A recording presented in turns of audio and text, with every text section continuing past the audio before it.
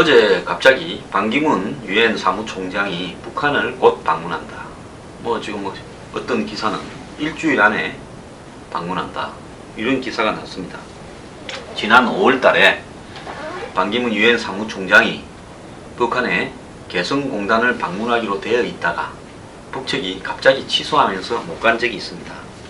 근데 최근에 이제 반기문 사무총장이 홍문종 의원 등 일부 친박이 반기문 사무총장을 대통령으로 세우고 친박 실세가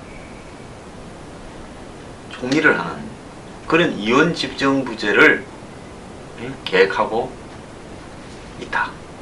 이런 이야기를 언론에 퍼뜨려서 청와대도 강하게 부인을 했고 친박 진영 내부에서도 실질적으로 가능하지도 않은 그런 소리를 왜 하는지 모르겠다 라고 하면서 비판이 굉장히 일었습니다. 어쨌든 반기문 유엔 사무총장이 임기가 내년 2016년 말로 끝이 납니다. 이분은요 2006년도에 취임을 해서 5년 임기를 한번 하고 연임이 되어서 또 5년을 더했기 때문에 2016년도에 임기가 끝이 나죠. 자, 그러면 대선은 2017년도에 있으니까 반기문 사무총장이 임기를 마치고 한국에 와서 대선에 출마하는 시나리오를 아마 친박 진영에서는 상당히 많이 그리고 있는 사람이 있는 것으로 보입니다. 자, 이런 상황 속에서 지난 10월 유엔 총회 때 북한의 외무상인 이수용, 이 사람은 이철이라는 이름을 가지고 이 스위스의 대사로 있으면서 자기가 대사로 오랫동안 있는 동안에 김정은을 스위스에서 유학시키고 김정은의 후견인을 역할을 하다가 얼마 전에는 귀국을 해가지고 북한의 대외 사업을 담당하다가 작년입니까? 갑자기 외무상으로 떠올랐죠. 그래서 이수용은 본명은 이철입니다. 이수용은 김정은과는 뗄래야 뗄 수 없는 굉장히 핵심적인 위치에 있는 사람이고 이 사람은 절대로 이 처벌을 받거나 이 숙청이 되지 않을 거라고 봅니다. 이수용은 김일성, 김정일, 김정은 이 3대가 유럽으로 이렇게 돈을 갖다가 상당히 숨겨놨는데 그런 어떤 북한의 해외 비자금을 관리하는 역할을 스위스에서 주로 해왔습니다.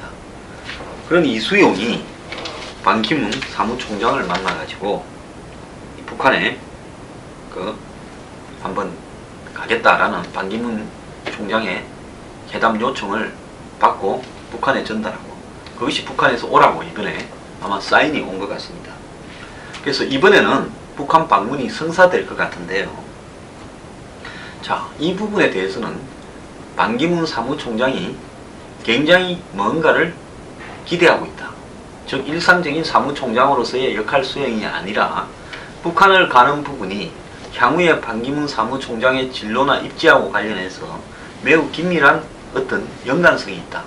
영어로 레거시라는 게 있지 않습니까? 한마디로 업적이라고 할 수 있고 자산이라고도 부를 수 있겠죠. 그래서 반 총장이 유엔에 있으면서 여러가지 유엔 개혁을 하고 했던 일도 많겠죠. 일부는 또 반기문 사무총장이 미국의 편을 들면서 별로 한 것도 없이 있으나 마나 한 사람이었다 이렇게 비판을 하는 소수도 있습니다. 어쨌든 반기문 사무총장은 적어도 이 한국인에게는 굉장히 이 한국의 위인 중에서 가장 출세한 위인으로 성공한 위인으로 비춰지는 것도 사실입니다만은 한반도와 관련해서 본인이 사무총장으로 있을 때 뭘 했다라는 조금 이 영양가가 있는 아주 쇼킹한 업적을 이렇게 아직까지 남기지를 못했습니다. 그러다가 보니까 북한하고의 어떤 문제를 본인이 가서 김정은과 이야기를 해서 뭔가를 풀게 되면 그것은 굉장한 업적이 될 수 있는 거고 그러면 대통령으로 출마하는 부분이 곧바로 직선 코스로 갈 수가 있겠죠. 이런 부분에 대해서 반기문 사무총장이 좀 집착하는 게 아니냐.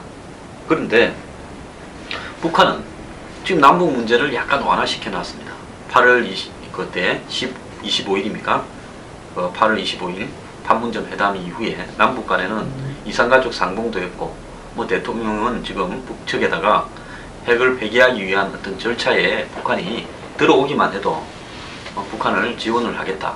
또 북한이 핵을 폐기하면 동북아 은행을 설립을 해서 북한을 지원하기 위한 그런 어떤 자금들을 제공하겠다. 이런 이야기까지도 하고 있습니다.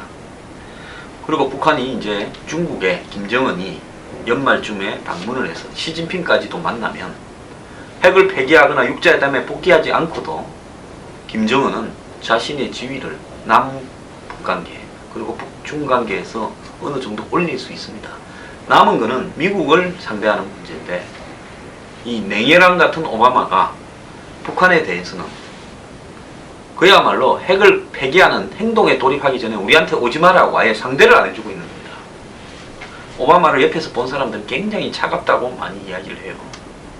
그래서 옛날에 이 미국의 기자들이 오바마한테 브리핑에서 물었답니다. 당신은 굉장히 사람이 차갑다 그러는데 전 세계 국가 원수 중에서 당신하고 좀 친한 사람이 있냐 이래 물으니까 오바마가 한국의 이명박 대통령이다 했다는 겁니다. 그래서 사실인지 아닌지 모르겠는데 제가 그래 들었습니다. 그래서 이런 오바마가 북한을 아예 상대를 안 해주니까 북한이 지금 미국 통로를 뚫기가 어려워요. 그러니까 유엔 사무총장을 북한으로 불러다가, 또 유엔 사무총장은 가만히 보니까 북한에 오고 싶었어. 북한하고 뭔가를 진전시키고 싶어서 그냥 안달을 한다는 걸 딱 북한이 보면 느끼거든요. 아, 그래서 이번엔 반기문 부르자. 그래가지고 이제 반 총장이 북한을 방문하고, 뭐 북이 반 총장하고 여러 가지 약속이나 협의를 하고 이렇게 해서 이제 잘 되면 좋은데, 미국이 온갖 거를 갖다 다 약속을 해주겠다고 하면서 핵을 폐기해라고 하는데도 북한이 안 하고 버티고 있습니다. 실제로 북한은요, 핵만 지금 폐기한다 그러면 앞으로 이 경제를 개발시키거나 투자를 받거나 그 다음에 뭐 원조를 받거나 지원을 받는 데서 몇 년, 내가 볼 때 한 10년간 먹고 살 걱정이 없을 것 같아요. 세상에 이런 게 어디 있습니까? 없던 무기를 저거가 만들어가 옆에 옆집 다 이웃집 다 같이 죽자고 이렇게 협박을 하니까 이웃집들에서 니 그것만 무기만 좀 치우면 우리 다 니 미기 살려줄게. 니 걱정도 안 하고 놀면서 이거 먹기만 하면 된다. 지금 이래 된 거 아닙니까? 이것도 진짜 웃기는 이야기죠. 근데 지금 그것도 안 하겠다고 배짱을 튀기고 있는 겁니다. 장거리 미사일 폐기하지 않겠다. 핵도 폐기하지 않겠다. 그걸 폐기한다라는 전제로는 협상 안 들어가겠다. 이거는 우리를 지키기 위한 거다. 아니, 무시무시한 깡패가요, 집에다가 무기를 갖다 놓고 날 지키기를 위한 거라면 주변에 사는 그냥 평범한 소시민들이 뭔 무시무시한 깡패 집에 쳐들어갈 일이 있습니까? 밥 먹으러라도 안 갈 참인데, 그런데 그 무기를 안 없애겠다고 이야기하는 겁니다. 자, 이런 상황에서 북한이 이 반기문 총장을 불러서 선물을 줄까요? 유엔은요, 지난 안보리에 대북 경제 제재 결의안도 통과시켰고, 또 매년 유엔에서 안보리 유엔 총회에서 북한에 대한 인권 결의안 이런 부분들을 채택을 하고 합니다. 지금 그러는 와중에 반기문 유엔 사무총장을 불렀다는 것은 북한이 반 총장한테 또 하나만한 립 서비스를 해주고, 결국 반 총장은 북한에 가서 김정은을 만나서 협상으로 끌어내기 위해서 실마리를 마련했다 라고 할 수 있는, 또 별 영향가 없는, 또 서로 간에 말들이 교환되고 반 총장은 가서 북한을 달래고 북한의 위협을 완화시켰다라는 또 업적을 만들어내고, 이런 식으로 북한하고 반 총장 간에 누이 좋고 매부 좋고 하는 식으로 하나만한 일이 진행이 되면 처음에는 이것이 굉장히 부각이 되겠지만 세월이 좀 지나면 도대체 뭐 하려고 북한 갔냐, 이렇게 되면 괜히 북한한테 면죄부만 준 거 아니냐, 북한의 선전 선동에 가서 유엔 사무총장이 그 30살 관 넘은 김정은한테 옆에 서서 카메라에 모델 대해주면서 이용당한 거 아니냐, 이런 이야기가 나올 수도 있는 겁니다. 그래서 반 총장의 측근이나 반 총장은 북한에 가서 뭔가를 얻어오겠다라는 계획이 확실히 서가 있는지, 북한하고 장사하는 거는요 진짜 어려울 것 같아요. 저보고 북한하고 거래를 하면 억만금 이때도 안 하겠습니다. 왜? 가가지고 합리적으로 이 거래를 위한 어떤 논의가 돼야 되는데, 합리성이라고는 결여된 사람한테 뭔 논의를 하고 계십니까? 그래서 대선을 위한 업적이나 스펙을 쌓기 위해서 북한을 한번 가서 해야 된다라는 부분에 반 총장이 굉장히 몰두하고 있다라는 이야기는 제가 많이 들었어요. 그런데 저렇게 갔다 와서 결과가 좋지 않을 경우에는 오히려 한국 대선에서도 악영향을 미칠 수도 있다, 이런 겁니다. 왜냐하면 미국은 북한에서 딱 하나 이야기만 반복해서 하고 있습니다. 행동을 보이라. 즉 너가 핵을 없애겠다라는 걸 행동을 보이지, 그 이전에 핵을 없애겠다라는 것을 논의하기 위해서 회의를 하자는 것은 안 하겠다라는 게 미국의 입장입니다. 이런 상황에서 반기문 총장이 북한에 가서 뭘 얻어올 것인지 저는 개인적으로 좀 걱정이 됩니다.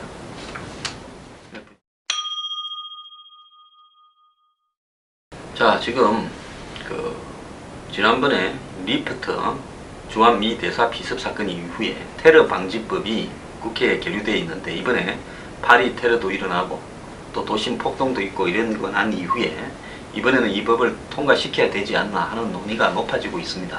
여기에 대해서 그거는요, 국정원에게 오히려 인권을 갖다가 탄압하고 정치적으로 장난을 칠 소지를 더 늘려주는 거다 해서 반대를 하고 있는데요.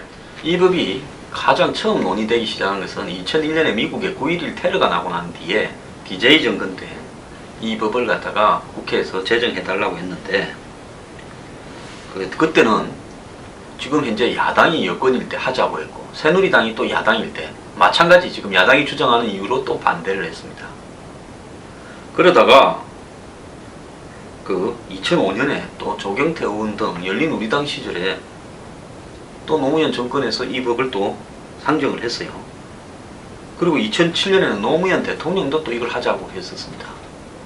자, 그런데 이것이 여당 야당이 자기들이 위치가 바뀌면서 필요에 따라서 한마디로 뭐 국정원의 정치 개입 운운하는데, 요즘은 국정원이요 정치 개입 어디에 합니까? 뭐 기껏해야 댓글이나 다다 걸리고 하는 게 다지요.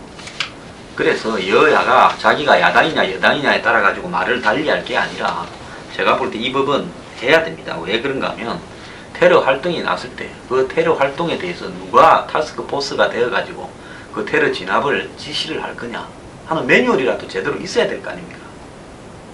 자, 그 다음에 이 테러를 할 위협이 있는 인물들에 대해서 누가 추적하고 조사를 할 것이냐, 그리고 금융거래, 즉 돈거래를 통해서 테러 자금을 받는 부분, 또 각종 통신망을 통해서 테러와 관련되는 정보를 교환하는 부분에 대해서 추적하는 권한들을 강화해 줘야 된다, 이런 부분입니다. 또 그러니까 통신 또 비밀에 관한 것을 국정원이 침해한다, 또 이런 소리를 합니다. 자요, 제가 볼 때 이거 아마 야당이 반대해서 잘 안 될 것 같은데요. 뭐 초법적인 국정원의 감시 운운하고 있습니다. 이러다가 이제 한국에도 테러 한번 나고요, 또 욕먹으면서 될 건데, 이 대한민국은요 진짜 여야를 막론하고 합리적인 부분에 대해서 상대가 주장하면 옳은 것은 옳다고 동조해주는 이런 모습을 찾기가 어렵습니다.